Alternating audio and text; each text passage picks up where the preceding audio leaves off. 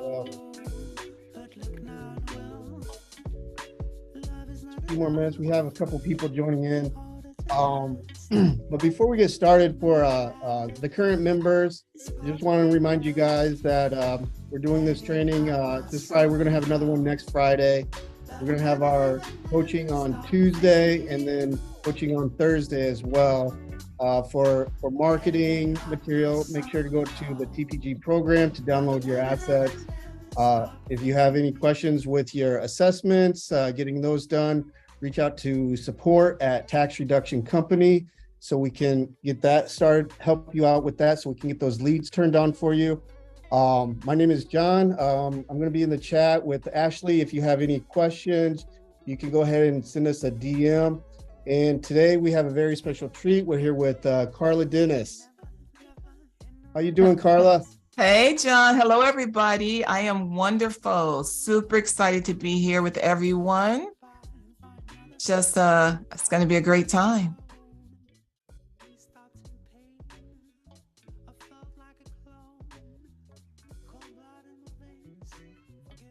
And the music sounds great for a Friday, so that's always good. Absolutely.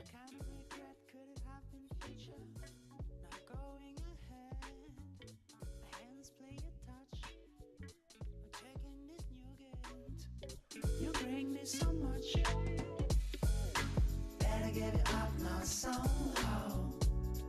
But I'll never stop thinking of you. I better give it up now somehow. But I'll never stop thinking of you. Better give it up now somehow. But I'll never stop thinking of you. I better give it up now somehow. But I'll never stop thinking of you.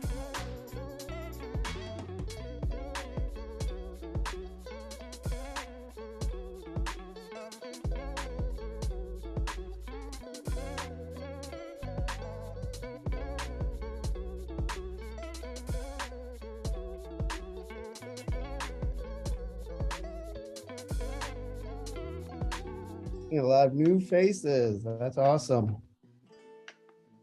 New members, old members.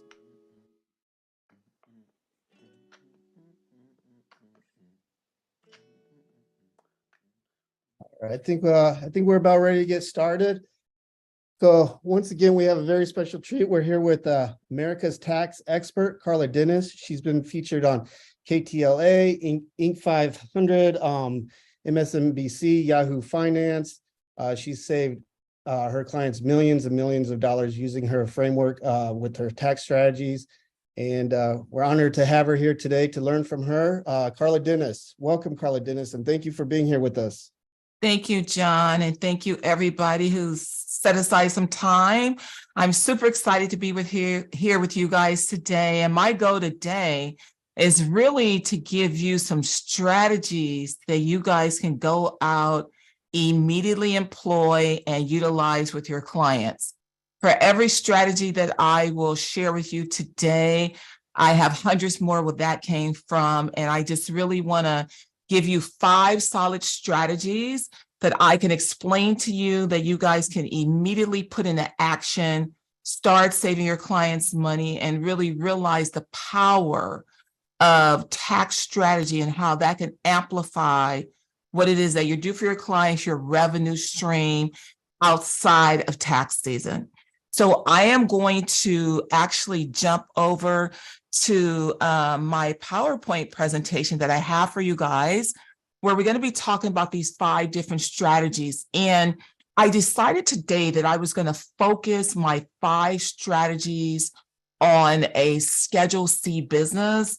I kind of have strategies broken down for different business types, different types of industries, various scenarios. But today I'm going to focus on my Schedule C business owners. I know we run into a lot of people that have started these businesses. And so we want to really be able to provide them with some guidance. I am going to jump over to the PowerPoint. I will go off camera for just a little bit so that you guys can see my PowerPoint, but I am here in the background and I will come in and out as needed. So if you guys are ready to go, drop a one in your chat box so that I know that you guys are ready. And let's just do it. I'm excited to be here with you guys. All right, John, are we getting those ones in the chat box? Yeah, I think we need a few more ones though. See, ones get me fired up, John. If they're not bringing the heat, then I don't know that I'm gonna bring the heat, right? I see my girl Angeline is on. Hi, Angeline. I'm so excited to see you guys. See, Sean is on. Oh yeah, we got everybody here. All right, so let's just jump into the various strategies that I want to teach you guys today. So the very first strategy that I am going to go over with you today is the strategy that is called employ your spouse. And so many of you may be working in a business where you actually have a spouse that could be a part of that business, that assisting you with that business. But when you employ your spouse through your business and do it the right way, you can really minimize taxes. So let me show you exactly what that kind of looks like when you employ your spouse. Number one, don't pay the spouse.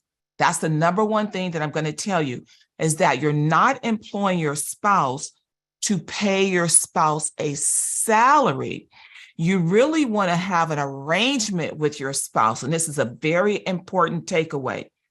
Literally, when you are married and there is two people that are owning a business, you need to have one person managing that business and one person being in control. So for example, if I am running my business as a sole proprietor business, I'm the owner of the sole proprietor business.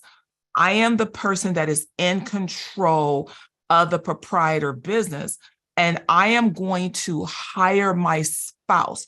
They are not a co-business owner. They are being hired by my business. So that's very important that you guys understand that. I'm the decision maker. I am running that business. The one big tax-free benefit is that when you do that, instead of paying your spouse wages, you can actually reimburse the spouse under a 105 medical reimbursement plan, an accountable plan. You can reimburse them for out-of-pocket medical expenses. We all know that as self-employed individuals, we as the self-employed person may be able to get a little bit of a self-employed health insurance deduction, or we're able to take our health insurance deduction subject to 7.5% of our AGI or 10%, whatever year we're in. But this is a way that you can employ your spouse, not pay them wages, but reimburse them for their medical expenses. And I want to be real clear on that. I said not pay them wages. I said reimburse them for their medical expenses. But the way that you have to do it is you got to think of the employee's fringe benefits that you're going to give to them. And you're going to give them benefits that are going to be non-cash wages, such as their health insurance, such as reimbursing their medical expenses. You're going to decide what that accountable plan needs to look like. Now, you are still going to complete a W-2 for that person at the end of the year. You're still going to have the appropriate job description. You're still going to have everything in place. But on that W-2, you're not going to have any wages in box 1 on that W-2. You're going to be using the other boxes on the W-2 that are going to show the benefits that you gave the employee. This is all legal under the tax code. You're going to be able to avoid paying self-employment tax on the money that you're able to pay over to them, and you're going to get a deduction for it. So for example, if I'm going to reimburse, say, my spouse for medical expenses, those medical expenses are going to decrease my income from my Schedule C business. Say if I reimburse them for the cost of their insurance, or I reimburse them for their out-of-pocket costs or their prescription costs, or whatever the case may be, that's going to lower my gross income, my net profit, right? It's going to lower my net profit, therefore lower my self-employment tax, therefore move money off of my return. It's not even going to be taxed on their return because it's not going to be considered wages. So that's going to be really important for you guys to understand. And you want to make sure that they are legitimate, bona fide employee receiving a W-2 with all the necessary numbers on that W-2. But again, it's not going to be taxable wages. This is a strategy that not many people utilize. And you really want to utilize this strategy for your clients and make sure that you take advantage of that. So now I'm going to jump over to our second strategy that I want to make sure that you guys understand, and just see if there's any other little tidbits that I want to tell you about this. Again, the employee, the spouse needs to be treated like an employee. They need to receive their W-2. You need to make sure that there's a job description for them, everything that you would normally do for an employee, except their pay is going to be the reimbursement of medical expenses. So just want to make sure that you guys get that piece. All right, so that's our number one strategy I wanted to tell you guys. When you're working in a husband-spouse business, that there's one person in charge, and that's the way you make that happen. All right, strategy number 2, employ your children. I love this strategy. This is something that I have done for years. This is very important to understand. And you might be wondering, Karla, why would I want to employ my children? Well, when you're employing your children, what you're basically doing is you are shifting income from your higher tax bracket to the lower tax bracket of your children. You want to pay your kids up to the standard deduction. Why up to the standard deduction? Because when you file their tax return, once you hit the standard deduction, there's no taxable income on their side of the equation. Some other reasons why you want to do that: if your kids are below 18, that means 17 and below, there's no Social Security or Medicare tax that comes out when you are a sole proprietor business. This is where, when you are in planning and you're starting to think about structuring businesses for your clients, should you have more than one business structure? And this is where we dive a little deeper as we move on into our planning knowledge. But at a very cursory level, being able to pay your children is a beautiful concept. Let me tell you what you can do with that. Number one, let's say my income from my Schedule C, my sole proprietor business, is, say, for example, $60,000, $70,000, throw out a number. I pay my kids $10,000 per year. And again, up to the standard, but we're going to use $10,000. I pay my kids $10,000 per year. I'm shifting $10,000 off of my return over to my children. So my $70,000 becomes $60,000, my $60,000 becomes $50,000, and so forth. What needs to happen from that perspective? You still need to generate W-2s for your children. You're not just going to pay them the money and them not actually physically get the cash. The money has to move just like a regular employee. You're going to still pay them the money.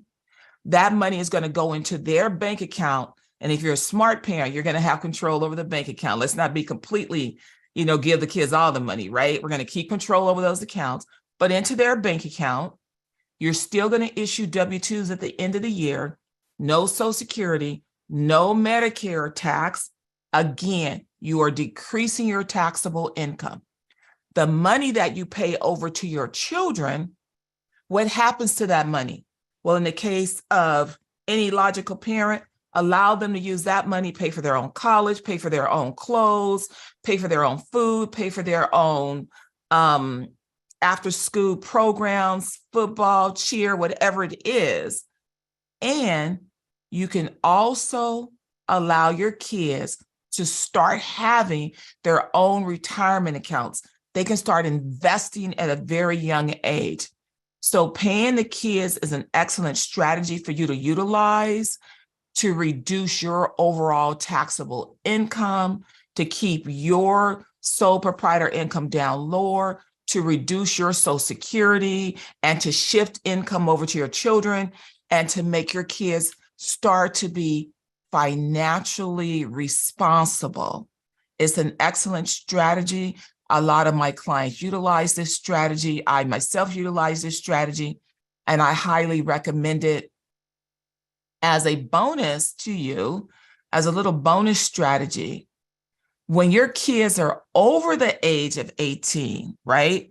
I have a 10-year span between the ages of my children, from my oldest to my youngest. There's literally a 10-year span between my kids. So I have kids that are, above 18 and the kids that were below 18. Once your kids do become above 18, it's okay to still pay them. Yes, you will pay Social Security. Yes, you will pay Medicare tax, but maybe the benefit for why you're paying them is going to outweigh that. Again, we want to make sure that everything that we're doing is above board according to the law. Job descriptions, W-2s at the end of the year, recording of their hours, and we want it all to be per the code. So we want to make sure that we're following the rules always. So that is our strategy number 2. Now we're going to jump over to strategy number 3 so that you guys can see strategy number 3. I love this strategy. Rent from your spouse. This particular strategy you utilize when you own a piece of property, an asset. You could also utilize this strategy even if you don't own the asset. Let me explain to you how this strategy works. And the majority of you, I want to know if you guys are running your business from your home, put a 2 in the chat box. John, let me know if we have people running their businesses from their home, because this is an excellent strategy you should be utilizing. Yeah, we're seeing a few 2s in there, Karla. Okay, excellent, excellent. If you own your own home or an asset, you want to be able to rent from your spouse. So let me tell you how that works. Let's say I have a home in my office, and let's say that if I had to go out and I had to secure office space outside of my home, right? I'm going to go out, I'm going to get some comps, I'm going to figure out what it would cost me to rent office space outside of my home. Why do I want to do that? Why do I want to go get comps? Because we want everything, again, to be above board, everything to be a bona fide transaction. So we want to have a reasonable basis for how we're coming up with our numbers. So let's say if I were to go, as an example, to rent from a WeWork or to rent from one of these places where you can have an office, and let's say they were to charge me maybe $500 per month, then I would execute a rent agreement between me and my spouse to where I'm going to pay my spouse $500 a month for the home office. You might be thinking to yourself, well, if I pay my spouse $500 a month for the home office, that means that my spouse is going to have to report $500 a month of rent income on their tax return. You are correct, except for you are moving income from Schedule C over to Schedule E. When you moved income from Schedule C over to Schedule E, what are you doing? You are removing income that is subject to self-employment tax, Schedule C, earned income over to Schedule E, non-passive income that is no longer subject to self-employment tax. In the case where I said I was going to rent for $500 per month, I've just taken off of my sole proprietor gross income $6,000, 500 times 12, $6,000. I moved it over to Schedule E, where I've now made that $6,000 no longer subject to self-employment tax. But to take it a step further, if I am now having my spouse utilize a portion of our home, I can also take on depreciation and other things. I like this strategy better than just utilizing a home office strategy, because this strategy allows me to dictate more of the rent amount, as opposed to the home office strategy only allows me to apportion of my expenses based on square footage. This allows you to move off a chunk of change based on a comparative rental rate that's reasonable in the open market. And you guys are going to keep copies of those comps. You're going to print them out so that you will have them in your file. That's why I love renting from a spouse. Now, if you don't own a home, could you utilize that same strategy? Absolutely, you could. Why could you not sublease a portion of your place to your other spouse? You could, right? As long as income is properly being reported. So that's the takeaway from renting from your spouse. It shifts income from an earned income scenario to a passive income scenario. It allows for the deduction of depreciation, and then it allows you to also capture the other expenses that we know we would capture anyway, the utilities, the insurance, and other expenses that we would capture onto the Schedule E. Guys, I love strategy. So if I'm getting worked up over, excuse me, because I just love this stuff. It's just incredible. And wanting to make sure that we document proper, reasonable basis, that's always our key when we're dealing with strategy. All right, so now we're going to jump over to our next strategy that I'm going to go over with you guys. So the next strategy is the de minimis fringe benefit strategy. And I want to know, before I even jump into this strategy, is anybody using this right now? Put a 1 in the chat box if anybody's using the de minimis fringe benefit strategy. And John, let me know if you see any ones coming in the chat box. I want to see if anybody's utilizing that. I'm not seeing any ones right now. Okay, well, great. This is going to be a strategy that you guys are going to utilize. And for all of us who may be fully self-employed in our businesses, some of us that may still be employed, you get the benefit of a de minimis fringe strategy right now through your employer. If you ever work for an employer, you're getting this benefit. So I want you to think about, you are now the employer, and I want you to put on this hat as a business owner. So let's go into the de minimis fringe strategy. So this strategy is literally where you are going to give yourself fringe benefits. For example, you're going to send yourself fruit baskets. You can send yourself flowers. You can purchase yourself books. And this comes into play, for example, if you are sick and you decide that you want to send yourself a gift basket or a get well basket. If you have outstanding performance, maybe you hit your Q1 goals, your Q2 goals, maybe it's a monthly goal.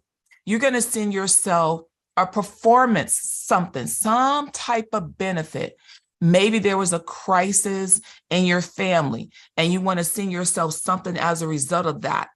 You can do it for yourself.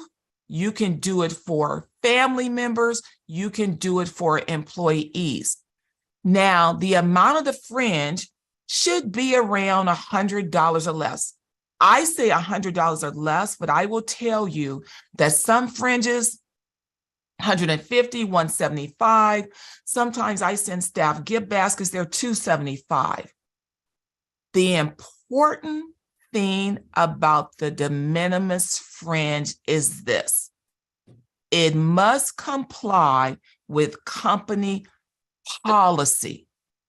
Who defines company policy for your company? You do. You can have an employee handbook, a process that says that we reward our employees on a monthly basis for hitting their numbers, hitting their metrics.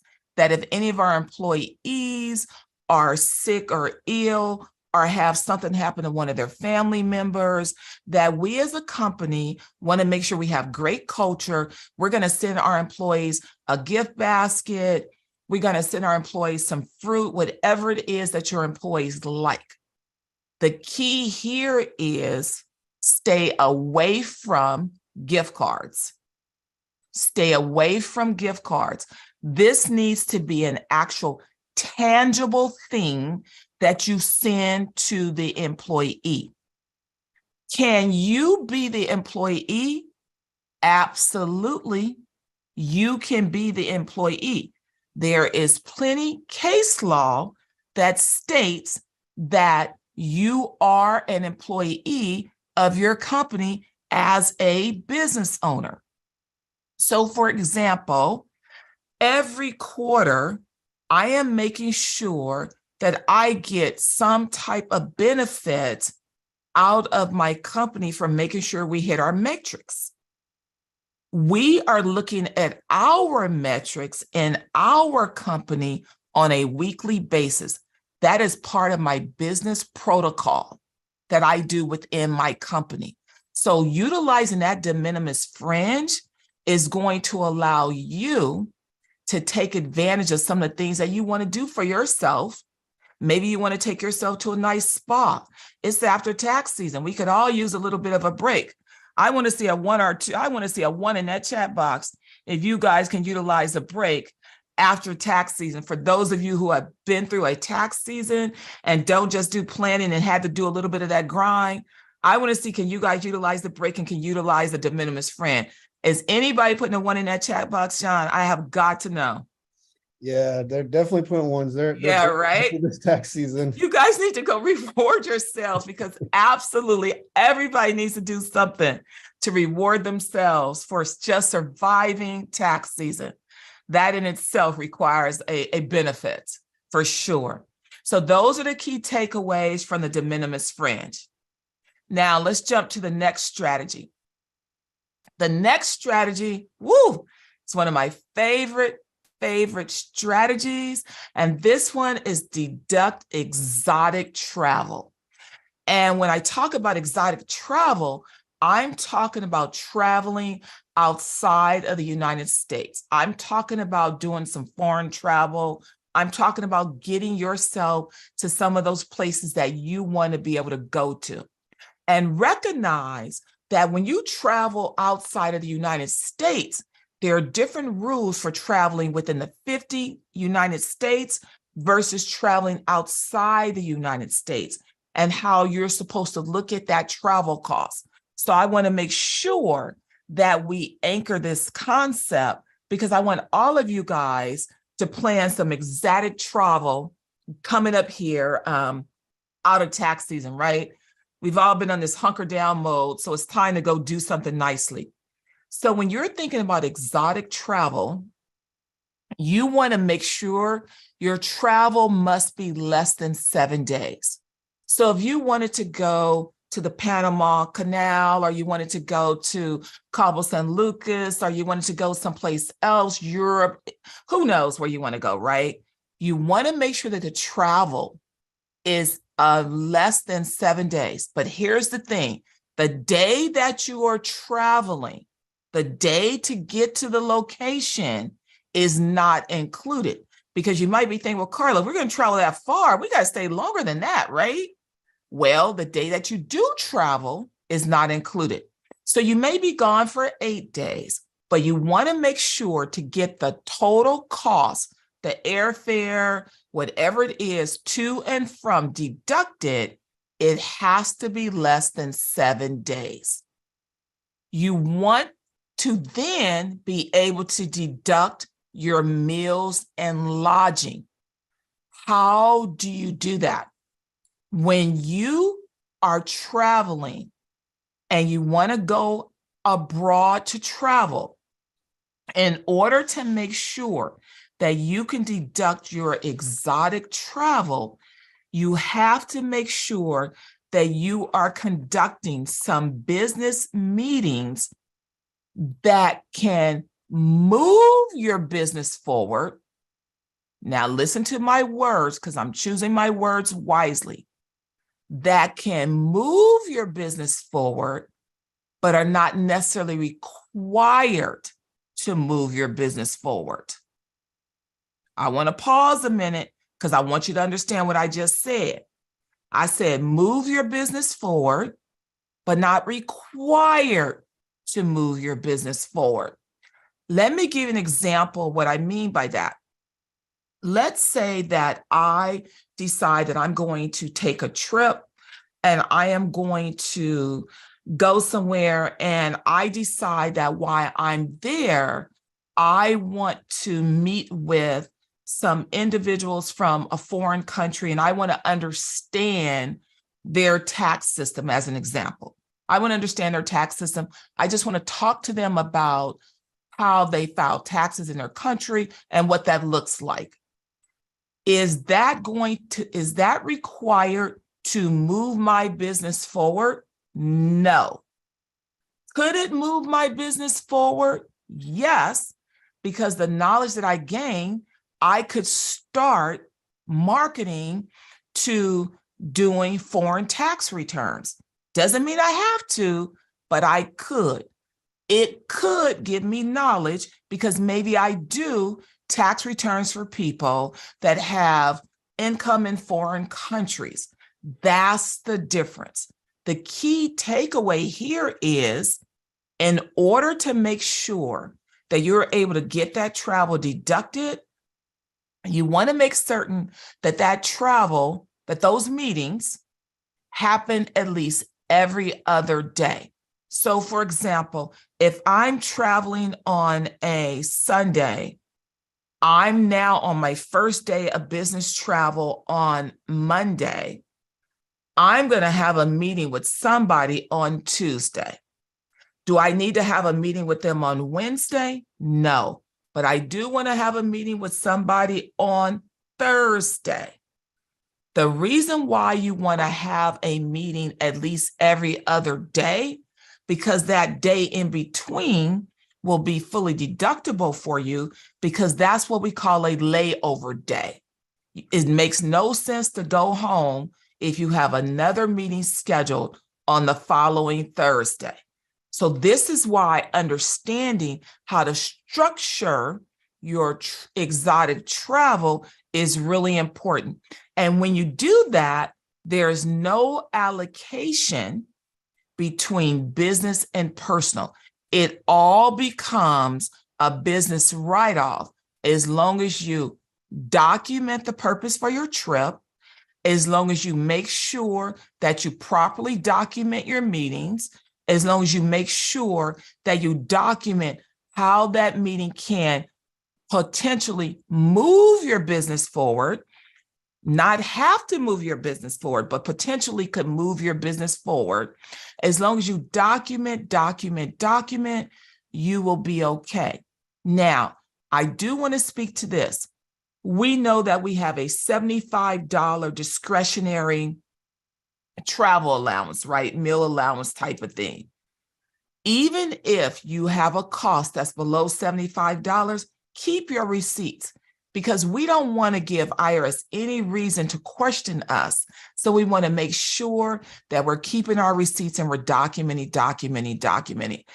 I get super excited about this stuff, guys. I mean, I spend a lot of time making sure that I vet this out, that I read the court cases so that I can keep you guys going where you guys need to go. I could go on and on, John. I mean, it's a good thing you guys only gave me 5 strategies because we will be here forever going over strategies. I have an endless list of strategies. I just want to know, do we have any questions that have come in, John? Because I went over my 5 strategies and I could keep going, but I don't want to take up too much time in case there's some questions or you have something else you need me to address on the agenda. And I know we have a couple of giveaways. Yes, yes. Well, we do have some giveaways, but real quick, I did see one question come in from Alan. He was asking, do the meetings have to be in person or can they be via Zoom when you're on that exotic trip?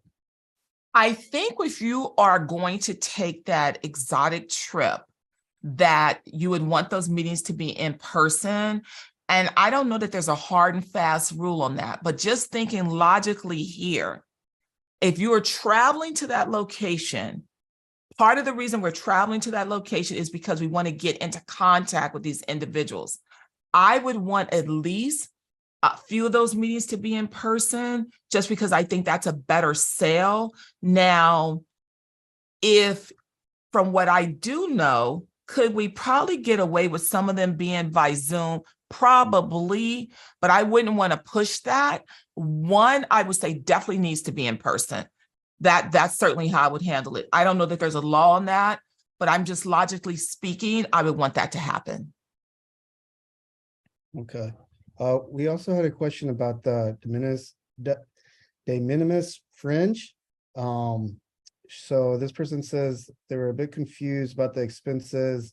Wouldn't that be considered a business expense, or how do they make that the de minimis fringe? De minimis fringe, right? Our favorite word. We're all going to say de minimis fringe. Yeah. So when you are doing a de minimis fringe, the de minimis fringe is going to be a business expense. That is correct. Not to be confused with employee the spouse scenario. The de minimis fringe is where you are able to buy for yourself, like a fruit bowl, like a day at the spa, to be able to give yourself something that normally you can't just up and do that. I can't just decide Karla Dennis is going to go to a spa and pay for it through my company. That's considered like entertainment, right?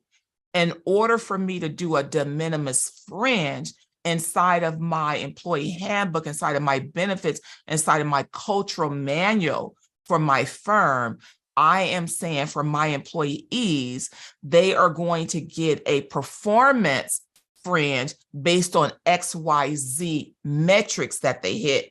We hit our sales numbers, we hit our income numbers, or whatever it is. That's where the de minimis fringe comes into play. Okay. For the first strategy, would the home need to be in an LLC in order to rent from the spouse? No, does not need to be in any type of entity in order for you to rent it from your spouse. All of us can rent our properties just as is right now. There doesn't need to be any special entity set up for that particular strategy. Okay, so no, these are all really good strategies. I know we're going to go in a little bit deeper on the 5-day challenge that we're doing. Did you want to kind of touch on that a little bit? Yes. So we're definitely going to be doing our 5-day challenge. And oh my gosh, I'm so excited about the challenge, because the thing is, we've all, we work in this industry, or we're looking for that next stream of revenue that can be consistent, right?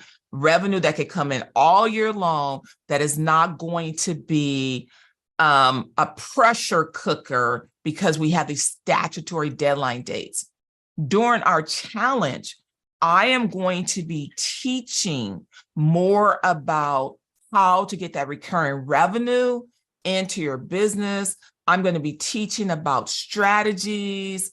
I'm just super excited. Is Kenny with us? Because Kenny's going to be talking on the challenge as well, along with Carlton. We're going to be talking about marketing. We're going to be talking about sales. And really, we're challenging you to really learn how to put more revenue into your business and how to consistently do it without worrying about it just being from January 1st through April 15th.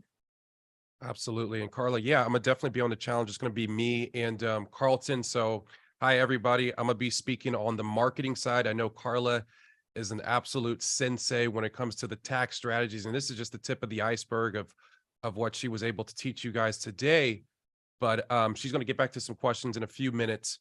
But on our 5-day challenge, Karla's gonna be going deep into tax strategies. How do you actually package the services for your clients? What type of workhorse strategies? We have over 50 plus workhorse strategies that we're going to be going over in the challenge that goes a lot deeper, from cost segregation, entity layering, a whole bunch of different strategies to go a lot deeper as well. I'm going to be going over, how do you generate these type of leads who are willing to pay these premium prices? Then Carlton's going over the sales process and how do you convert these people once you get them over the phone. So that's going to be our 5-day challenge. It's going to be May 8th through the 12th. It's going to be 5 days. It's kind of hard getting me, myself, and Karla and all the whole gang on one call together. So it's a one and done type event that we're going to be doing. We're really excited. We put a lot of work into it. So for, again, the next 10 people that do join the event on the call today, I think the team put the link in there. We're going to be giving away a tax-free growth bundle where it has our $3 million email blueprint, where we're teaching you guys how to generate leads for your tax planning business. We're going to be going over how do you actually price the services the correct way. And within the bundle, we're going to be going over some small tax strategies as well. So if you do join today, we're going to be giving that away for free for the first 10 people. So Karla, I'm going to let you take it away and continue answering questions. Just want to make sure everybody knew that. And John, can you let people know when we count down on that, when we run out of the 10, okay? Yeah, Kenny, you said 10? Yeah, 10. Okay, well, we're down to 9 because Liza jumped on that quick. So congratulations, Liza. Congratulations, Absolutely. Eliza. So we got 9 spots left. I see it. Beautiful. All Well, right. yeah, on that challenge, like I'm so excited to be on that challenge because I've learned tax strategy. Woof, I don't even want to tell you guys. You guys will then know how old I am. But I have been studying strategy for years and years and years. And one of the things that I pride myself on is being able to take the complex and break it down to the simple. I was never that person that understood difficult things. I was probably a very slow learner. And so I needed to make sure that I brought things to such a low level of understanding. And I realized that a lot of individuals, a lot of tax professionals, strategy can be complicated unless it's broken down. So part of my goal on this challenge and what I've been challenged with is really being able to break it down so it's simple so that you guys can deliver it, to make sure you guys understand it, that it's going to be a tool in your toolbox that you can utilize with your clients. And I'm going to be teaching you what that looks like, feels like, so that you guys can definitely understand it, so that it's not complicated. And I'm the type of person that I like steps. Step 1, do this. Step 2, do this. I don't want to think too much. So part of what I do is I give you the 1, 2, 3 step. This is, you do this, put this here, put that there. So it's going to be really simple. So I'm looking forward to you guys jumping on the challenge with us so that you guys can see just how easy it's going to be to get you guys where you need to go. And it's not as difficult as you may think, but it's a process to it. And I am going to show you the process. And that's the one thing that I'm excited about. Yeah, I want to, Karla, I just want to congratulate Megan for Megan just jumped in as well. These people that are acting fast, definitely are hungry for that knowledge for sure. Oh, yeah. I'm gonna make sure Megan gets what she needs and gets the knowledge and that she understands. Because here's the thing, at the end of the day, we work hard during tax season, but why does it have to be that complicated, right? Yeah. Why does it have to be such a grind? Why does it have to be only 75 days? And really, it starts really February 1st through April 15th. Why does it have to be such a grind? Yet, do you really get paid what you should be getting paid for the time, effort, and energy that you put into dealing with those clients? That's why I'm challenging you guys to join me on this challenge so that you can see a new way of doing things and that you can really understand how you can step out of that and at least plus it with something else. So I'm super excited about that. See, And yeah, Karen just joined as well. Welcome. Congratulations. one thing I wanted to mention too, John and Carla, is I know definitely, Mom, so we have two types of tickets, right? We have the $97 tickets, which are the general admission tickets, right? Where it's 5 days of training, but they're only going to get access to the group. And on the VIP tickets, those are the $297 tickets where they actually get on the Zoom with us. They're going to be able to show their camera. They're going to be able to go back and forth and talk to us, which is really important, right? Because especially you're going to be going through those tax strategies. If they have questions, maybe a client situation or different things like that with that VIP ticket, they're going to be able to talk to myself, you, Carlton, and the whole entire group. So definitely kind of talk a little bit about why the VIP experience is probably the best type of ticket. Yeah, I'm glad you brought that up. Well, for starters, to get me, you, and Carlton together in the same room, as much as we're family, that's like a miracle in itself, right? To get all our schedules together. But most importantly, to be able to get your questions answered directly and for all of us to be able to chime in and give you that nugget. And many times we are sitting on 3 feet from gold. We literally sit on 3 feet from gold. Sometimes there's just one thing you need to know, or you just need to be in the room around the conversation and hear something that is going to spark you to take your business to the next level. So part of being a VIP is going to put you in that room with others that are doing what you need to do. They're going to be asking questions based on their unique scenarios. We're going to be answering those questions, but trust when I tell you, listening to the answers to other people's questions, you've either had the question or you're going to have the question as you are moving your business forward. We all continue to have questions, but the more we're around people that are at a lower knowledge base than us and people that are a higher knowledge base than us, when we give knowledge down, we anchor it faster.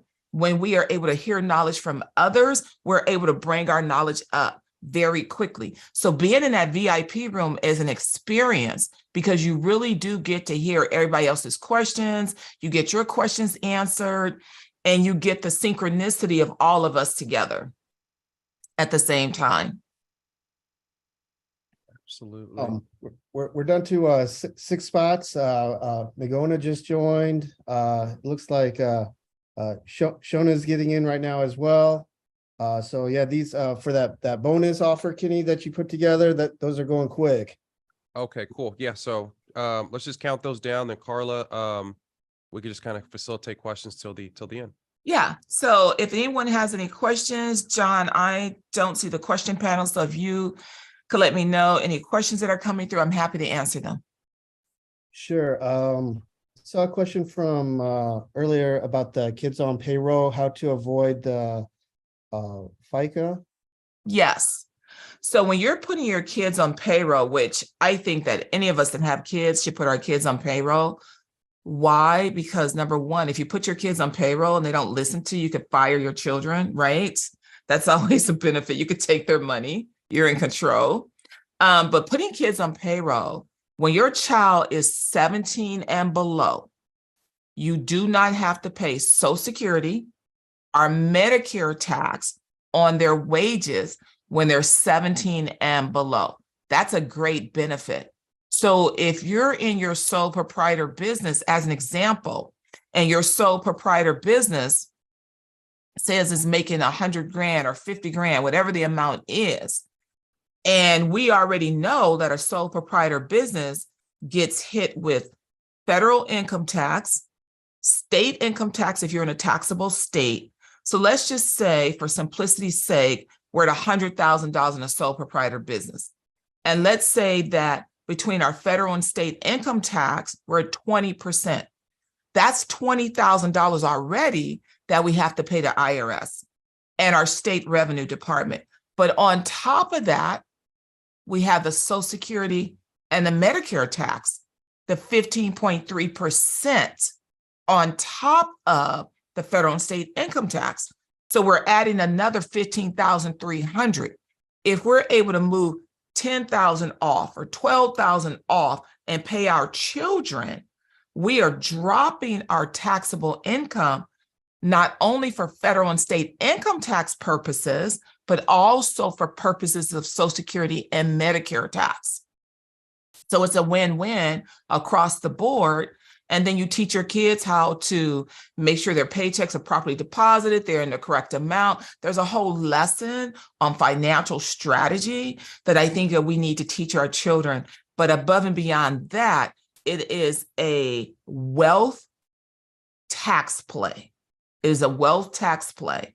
If you study some of the families that are considered to be wealthy in this country, you will notice that their families work together. And I used to wonder, why is that? Now, as I study tax law, as I understand how it all works, it makes perfect sense because they're making sure that they are leveraging their family members through payroll, through opening up multiple businesses, and so forth. Definitely a strategy to utilize. Do I have other questions coming in, John? Oh, yeah, you have, yeah. Let me Got a go lot through coming here real through. quick. The chat's going fast, so I'm just trying to keep up. One of the questions that came in is, if we move income into Schedule E, will we still pay taxes? Absolutely. No income goes unreported and no income goes untaxed unless there's an expense against it. So let's go back to my example where I talked about renting from your spouse, and I used $6,000 as an example. You are removing from Schedule C. So let's say on our Schedule C, we were at 66,000 net profit. Now we're going to pay rent of 6,000. We are removing $6,000 for, let's use 10,000 as an example, because my numbers will be easier for me. Let's say we're at 60,000 and we're going to pay rent of 10 grand. We're moving 10,000 off of Schedule C. We took 60,000 down to 50,000. We're now moving that 10,000 onto Schedule E. So we just shifted where we report the income on the return. That shift saved you $1,530.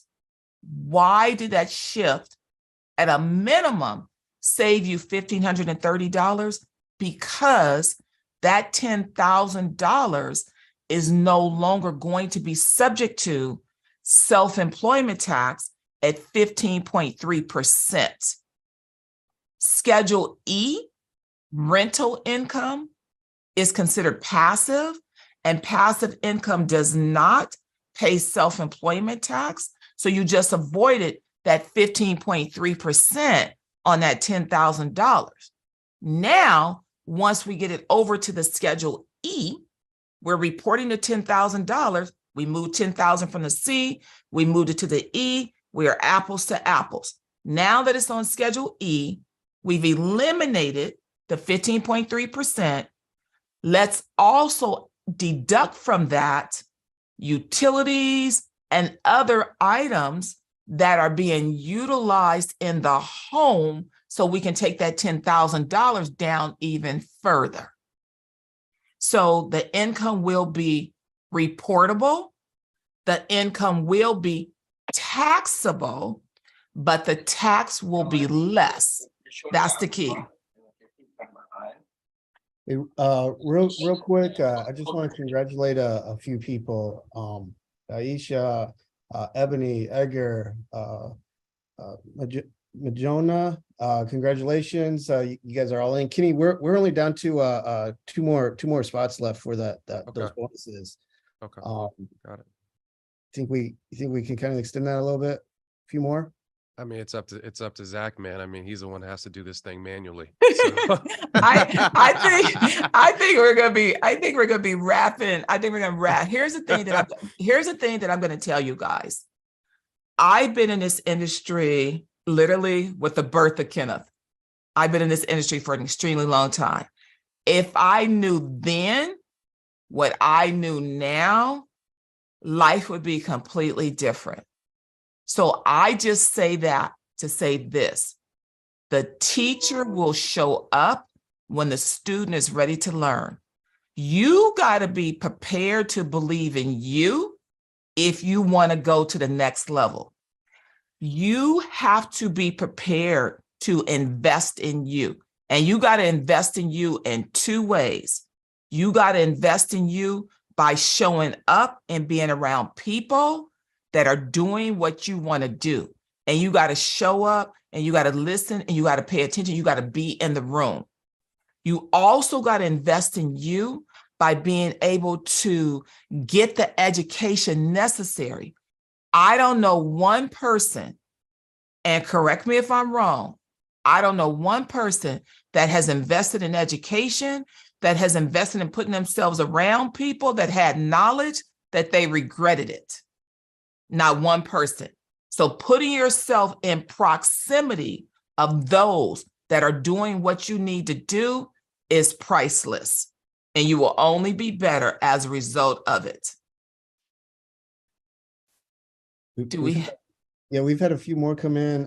Congratulations, Tomlin, Tanisha, Shine, Jeremiah, Jody, Hurl, Shona, Johnny, Antonio, Terry, so Caleb, Karen, and Tijuana. Yeah, we're having the tickets are moving, so it's gonna be I'm excited for this, Karla. I'm excited too. You know what gets me excited when I'm dealing with people that are changing their revenue models around is that they didn't believe that they could.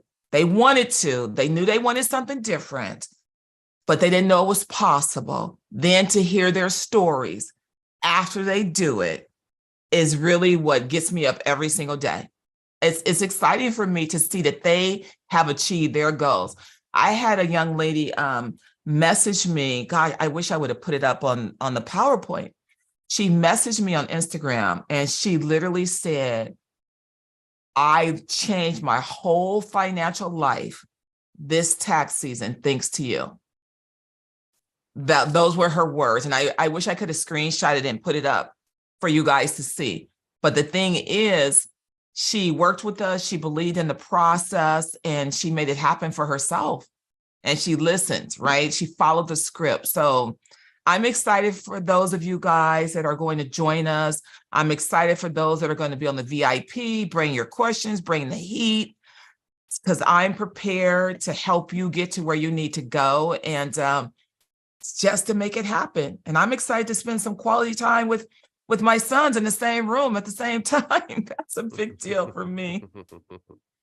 Especially after this tax season. I mean, this is going through that, getting this knowledge.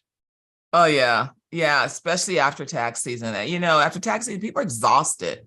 Most tax professionals after tax season are exhausted and they just don't want to deal with it anymore. Like, obviously it's different in our office than what it is that I do during tax season. I'm no longer in that realm anymore. As a result of what we do, right? Like, we decide we're out at 5, 6, we're done. We're not working those egregious hours. But I want that same life for everybody. It doesn't have to be that difficult, but we just need to give them the education so that they can see the possibilities and change that mindset that has been etched in our minds as we have entered this industry. Mm-hmm. And just real quick, Tariq, he went ahead and grabbed that last spot for the bonuses. So yay! Congratulations. I'm excited. All right. Any last words before we wrap up? I guess the only thing that I can say as a last word from my side is that I hope to see you guys on the other side, and that my challenge for myself is to do an exotic challenge where we're going to do this live at an exotic location. That's my challenge for myself. Oh, wow. That we will be doing that. And it is my hope that we will be able to invite all of you to join us, because you have learned how to take your business to the next level. Absolutely. And we had one question from Daniel. Daniel said, can you extend the bonus offer till midnight? All right. So I'm not going to make that decision, but Zach, are you on this call? Is it, are you on audio? You there? Z? I don't think Zach. Okay, Zach's there. He'll respond to chat. All right, Zach, can we extend this thing till midnight? Are you cool with that or no? Put a yes in the chat box if you're cool with that. Oh, he put a thumbs up. All right, so he's cool with it. Okay, so we'll extend it till midnight. So let me recover just before we wrap everything up, and we'll let you guys get on out of here. So again, guys, we have our tax-free wealth challenge, which is going to be May 8th through May 12th. For you guys to join, it's going to be a 5-day event where we're going to be going over everything from packaging the tax plan, how do you actually perform the tax plan, going over a lot more Workhorse tax strategies. Then as well, we're going to be going over how do you actually, find these type of clients who are willing to pay these premium fees. Then as well, once you get them on the phone, how do you convert them without having to be a good salesperson? Then how do you, once you've kind of got the business to a good place, how do you grow it and scale it profitably where you're not the center of attention, where, all the heat is on you, where you can kind of go out and do your thing and the business runs very, very efficiently, which Karla is a master at and is going to be covering on this challenge. So again, just like Zach said, we're going to be giving away a free bonus, which is the tax growth bonus bundle, which includes a $3 million email blueprint, which are our email templates, about 50 of them, which you can send out to current clients, potential prospects, to get them to want to book a phone call with you and get them on the calendar. You guys are going to get that for free. You're going to get our frictionless pricing, which is a really cool training that Karla goes over, where she's speaking about how do you actually change your pricing model? What are the intangibles and tangibles of doing that? Then as well, the tax planning business builder, which goes over how do you actually build a business like this. So you guys can get those for free till midnight. Zach gave us the okay. So if you guys do join, we'll throw that in as a bonus. Okay. So that's all we have for today. Karla, unless you want to say anything else, we can kind of wrap it up and kind of let everybody rock and roll. Thank you, everybody. Thank you, Zach, Kenny, John, for putting this on. I'm excited. I think I speak for everyone here that we really appreciate you jumping on this Zoom training with us, Karla. Let's drop a one in the chat for Karla. Show your appreciation, please. Absolutely. Thank you, John. Thank you, Karla. Absolutely. Okie dokie. All right, guys. Well, you guys have a wonderful day. Hope everybody takes care, and see you next time. Bye, guys. Bye-bye. Bye. Bye, Angeline.